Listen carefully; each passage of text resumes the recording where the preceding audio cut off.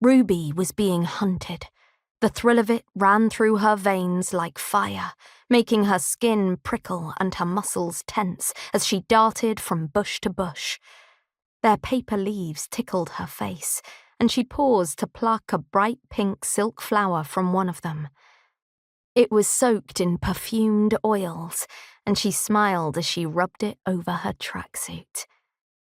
Good luck tracking my scent now, she thought. Nevertheless, she looked around, alert to any movement. Cartoon bluebirds smiled down at her from flat cardboard trees. And rising beyond the fake forest in every direction was the crowd, row upon row of people watching in silence. 50,000 spectators were crammed into the stands of Netherburg Stadium, but it seemed that every one of them was holding their breath. That told Ruby the danger was close. The hunter was closing in, and they were waiting for him to strike. The soft hoot of a wood pigeon came from the trees behind her. Not daring to blink, she cupped her hands around her mouth and returned the call.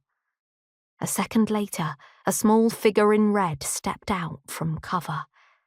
It was her teammate, a Carco. 15, with a compact, muscular frame, her black hair packed in a bun. She signalled to Ruby in a rapid series of hand gestures. Any sign? Ruby signalled back. No, but... She didn't have time to react to the huge shadow that reared up behind a Carco. Yellow eyes blazed in its depths. There was a flash of white teeth, and 2 large grey-furred hands plucked a Carco from her feet. In barely a second, she was gone.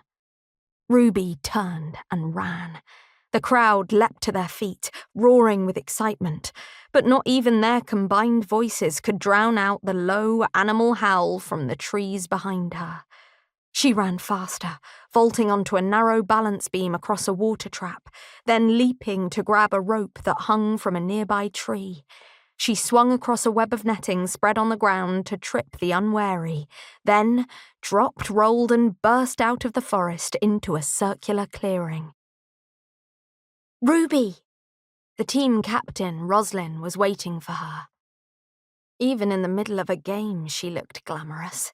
18 years old, willowy with ash-blonde hair and an unflinching gaze. The exact opposite of Ruby, who was small, wiry and pale, with black hair scraped back from a wide forehead. Where is he? Behind me, Ruby panted, backing away from the tree line. And a Carco? Out, said Ruby. What about Voss? He got her too, said Roslyn.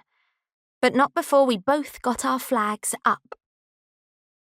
They reached the centre of the clearing, where 4 flagpoles stood.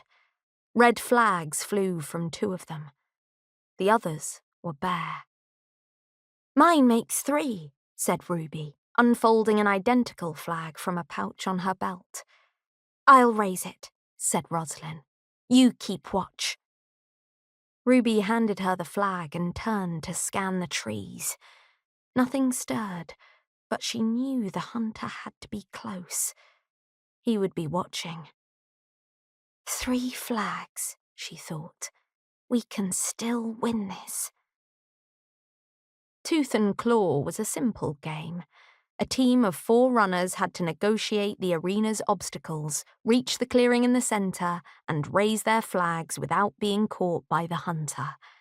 5 points for each flag raised, and 5 more for each player who made it back through the forest to safety. They only needed 20 points to win, and her flag gave them 15 already. If she or Roslyn could escape the forest, the final 5 points were theirs, and so was the championship. The soles of her feet itched with anticipation. Any sign of him? Asked Roslyn, as the flag reached the top of the pole. The crowd cheered wildly in support.